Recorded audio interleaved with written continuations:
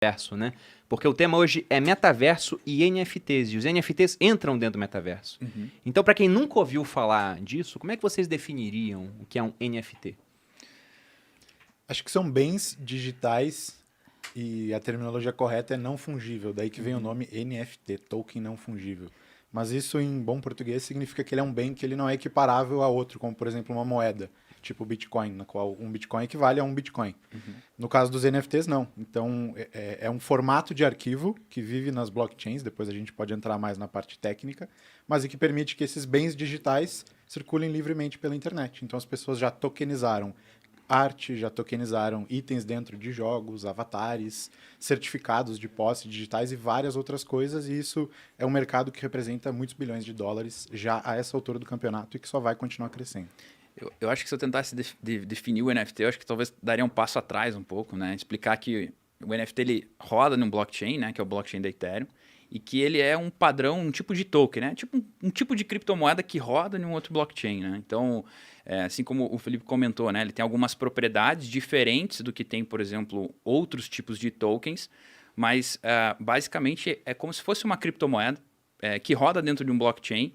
E aí você pode colecionar coisas, você pode comprar coisas na internet, você pode itens de jogos, skins, enfim. Então, para mim, o NFT seria um tipo de token que roda de um blockchain e que está aí chamando bastante atenção por conta da usabilidade que você consegue ter com eles, né?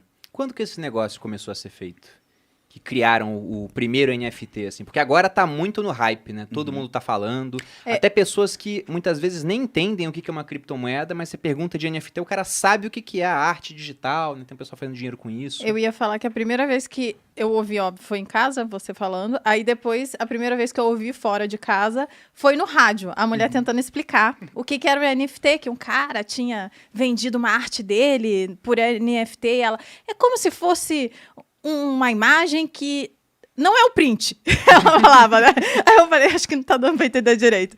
E aí, mas eu acho que é legal dizer isso, né? Que é como se fosse o original daquela arte. Então, não tem como, por mais que você tenha o print da arte, aquilo não é um NFT. O NFT é o original. Sei lá, na minha cabeça ficou assim. É porque quando a gente fala acho que de NFT, a primeira coisa que vem na cabeça é a arte, né? Porque é o que mais chamou atenção, né? Por exemplo, o CryptoPunks que a gente estava falando aqui antes, o que mais chamou atenção são aquelas artes que, em teoria, são feias, né? E que valem muito dinheiro. Adorei essa. Eu botei em teoria aqui para não afirmar nada, né? Em teoria e na prática. A gente pode falar, É que feio gosto mesmo. não se discute, né, Bruno? Rael, você pode botar um CryptoPunk aqui na tela, só pro pessoal que não conhece? Não, eu fiquei indignada, porque isso daí não é possível. Você ficou indignado que o Bruno vendeu esse, né? Isso aqui é uma arte digital, né? E você pode pensar, poxa, É tipo mas... uma criança de 5 anos fez no Paint, né? É basicamente isso, é basicamente isso. Mas eu não sei o ano que foi lançado, vocês sabem? 2017. Em 2017 foi lançado. Hoje, essa coleção aqui, ela é caríssima. Você não consegue comprar isso aqui por menos de R$1 milhão, eu acho. 2 Meu milhões Deus. de reais. 2 milhões de O reais. Felipe até comentou, né, que o Snoop Dogg tentou comprar uma e não conseguiu a que ele queria, né? Pra você ver o quão exclusivo é e, tipo assim, não importa quem você seja. Fazendo o link com a pergunta, eles são reconhecidos como os primeiros NFTs na Ethereum, apesar de ser uma discussão longa, tem antecessores e tal. Inclusive no Bitcoin já fizeram outras coisas parecidas. Mas tem uma coisa do público se apegar a termos e fixar a ideia de tentar entender um termo, tipo NFT, que seria meio que tentar explicar o que é um JPEG no começo da internet. Não é sobre o JPEG. É, muito bom isso. É sobre as imagens estarem acessíveis para todo mundo, sabe? Não é sobre o MP3 ser uma tecnologia de compressão de vídeo, de áudio, que agora vai virar do avesso à indústria da música. Não. É que tem um formato que comprime valor, porque ele garante a escassez no meio digital, que era uma coisa impossível antes. A parada que você falou é original. Então, podem fazer cópias, print screen, etc. Mas o NFT não vai ter mais do que o cara fez ali e colocou ali. Então, comprime valor e é um mercado mundial, sem fronteiras. Então, vira do avesso agora as indústrias da mídia, da criação de comunidades e tantas outras. E esses aí são reconhecidos pelo pioneirismo, por isso que eles acabam capturando tanto valor. É, que a gente estava nessa discussão aqui inicial sobre a imagem tem ou não importância no valor e tal. E aí, nesse caso, obviamente não tem, né? Você pode discordar de mim de várias coisas, mas nesse caso não tem importância, né? Mas tem umas imagens muito legais. E que eu acho que, a partir de agora, que o negócio está se né? Todo mundo está sabendo o que é, agora vocês vão estar sabendo também. Eu acho que vai ter importância a imagem. Vamos começar o podcast agora, então, porque eu respeito seu posicionamento, mas acho um posicionamento burro. Então tá. A imagem não tem importância nenhuma em Lógico local que tem, nenhum. amor. Imagem vale 10 centavos a bacia. Tá? Pelo seguinte, valor é subjetivo. Volta na tela ali, por favor, Rael. Essa coleção CryptoPunks eu acho muito interessante pelo seguinte. Esse print aqui, ó. Vejam que são 10 mil itens, né? 10k, ou seja, são 10 mil CryptoPunks diferentes. Tem 3.200 donos. Então, uma pessoa geralmente tem mais de um. Esse é o ponto. E ali nós temos o valor transacionado com esse negócio. São, arredondando aí, 710 mil Ethers, que é a moeda da rede Ethereum.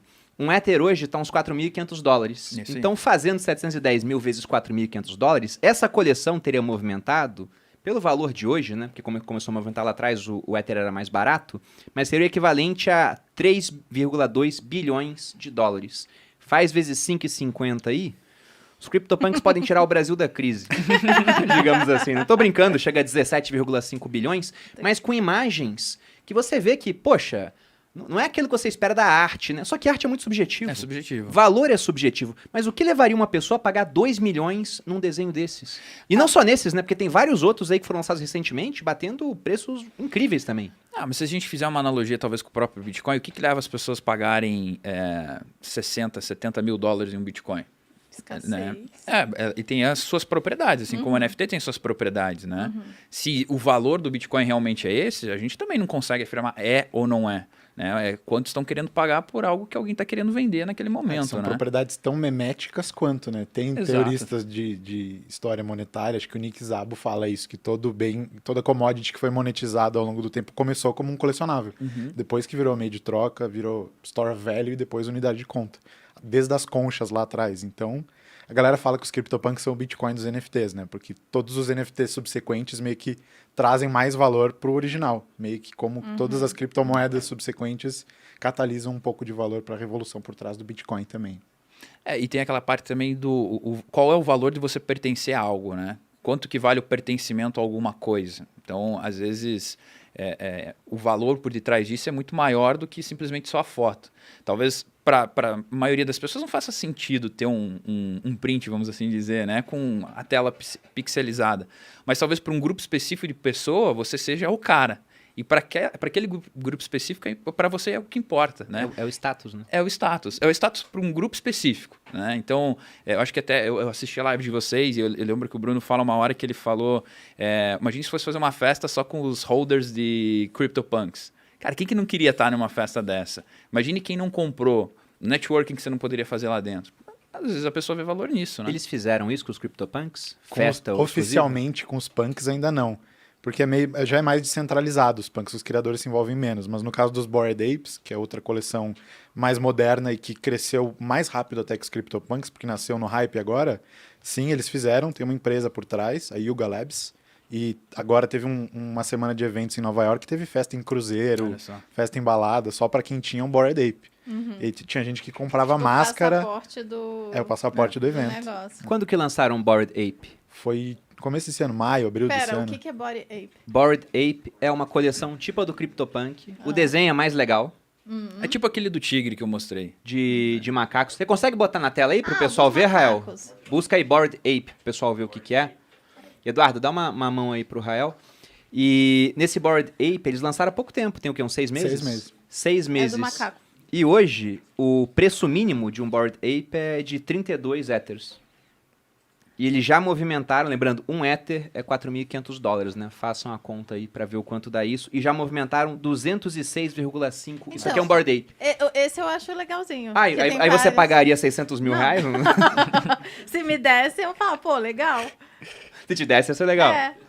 Se quiser mandar, eu também passo a carteira. Esse aqui movimentou menos, pessoal. Esse aqui é o primo pobre do CryptoPunks, movimentou só 5 bilhões de reais. É pouca coisa. Pouca coisa. Pouca E aí tá um ponto interessante. Dessa movimentação, toda vez que alguém vende para outra pessoa, o criador da coleção ganha um royalty. Se eu não me engano, é de 10% nessa coleção. Nessa eu confesso que eu não sei, mas você consegue setar, né, no OpenSea. Quando você cria um NFT, você pode colocar lá quantos por cento você quer que fique de royalties. Então você pode colocar desde 1% a 10, 100, enfim, aí vai depender do criador, né? É 2,5 nessa, eu acho. A última vez que 2,5? eu vi, eles tinham feito tipo 25, 30 milhões de dólares só em royalty de Então secundário. foi um royalty bem mais baixo do que eu tinha pensado. Mas um ponto muito interessante é que como ele ganha por toda a transação, faz sentido ele hypar essa comunidade fazendo eventos exclusivos, por exemplo. Porque se ele vai e monta lá um jantar exclusivo só com quem tem esse negócio e vem que tem muita gente famosa, o pessoal pode querer pagar muito caro no ingresso desse jantar comprando um Bored Ape. Mas lembrando que para alguém comprar, alguém vai ter que querer vender. E quem que quer sair do clubinho, né? Exatamente. Tem isso também. Quem que vai querer Olha que ficar massa longe do esse. Ó, clubinho? viu? Ó, é a Malu legal. já tá sendo convencida. Até Compraria Humble? Não. Não? Mas o Bored Não. Ape original, esse aí é uma reprodução, acho. O original É uma não reprodução, tem. não tem essa... É. Mas isso que o Persigo falou é muito verdade, né? Voltando um pouco para NFTs, o negócio do ponto de vista de investimento meio que se consolidou como uma categoria à parte, assim, com dinâmicas próprias dentro do mercado. E uma das coisas que é curioso de notar é que o preço de uma pessoa por uma moeda é muito menor do que o dela por um NFT. Você vende muito mais fácil o Ether, se o Ether cai, e se o Bored Ape cai 50%, você não tá nem aí, porque você tá indo nas festas. Claro que não é bem assim, mas é um nível de stickiness completamente diferente que para construir comunidade é super legal. Bom, e ia fazer uma pergunta, mas teve um ponto que uma hora o Persico estava comentando e eu lembrei. Essa questão dos colecionáveis, que o Felipe comentou também, né? Que toda commodity começou ali como um colecionável. Uma vez perguntaram para mim, e se o Bitcoin não for uma moeda? For só um item de colecionador? E são 21 milhões, né? Muito mais do que os 10 mil ali dos CryptoPunks ou dos Bored Apes. Mas imagina que você encare o Bitcoin também como um clube onde só cabem 21 milhões de pessoas, né? Pensando que um quando ele Bitcoin... falou, eu também pensei no Bitcoin. Exato, pensando que um Bitcoin seria o ingresso para o clube, sendo que no mundo nós temos uns 50 milhões de milionários. Então, não tem espaço para todos os milionários nesse clubinho. E tem vários milionários que já tem vários, né? Exatamente, tem vários milionários que já tem muitos Bitcoins. Muitos Bitcoins. Então, quanto que vale um ingresso para um clube do qual ninguém quer sair? E se você cresce ainda categorias, né? 1 Bitcoin você é nível tal, 10 Bitcoins você acessa um outro tipo de clube, 1000 Bitcoins, Ainda tem, 10 mil Bitcoins, e aí chega uma hora que você chega a não sei quantos mil Bitcoins, né?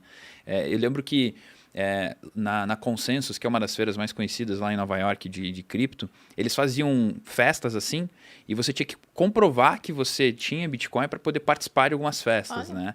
E aí eu lembro que eles fecharam uma vez uma boate lá em Nova York, aí tava os irmãos lá, os Winklevos, tava o fundador do CoinMarketCap, tinha só uns caras assim, sabe? Esses irmãos Winklevos, para quem não sabe, são aqueles gêmeos que aparecem no filme que o Zuckerberg passou a perna neles. Eu ia falar os irmãos gêmeos do Facebook, mas daí eu falei, Não vou falar sou. pelo nome, né? Porque a galera talvez aí... E eles foram, não sei se foram os primeiros, mas ficaram bilionários com cripto lá atrás. Acho que eles compraram 15 ou 50 milhões de dólares, né? Uma coisa assim, do acerto do Facebook em cripto em 2013. Então, Foram muito visionários os caras. Muito. coragem, né? Eles investiram numa startup de um cara que hoje virou uma lenda, que chama Charlie Schrein, vale pesquisar a história dele depois.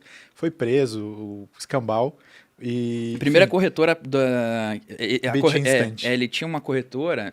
Sabe o que é o Silk Road, né? Que foi o primeiro Sim. mercado livre das drogas que usava o Bitcoin como moeda.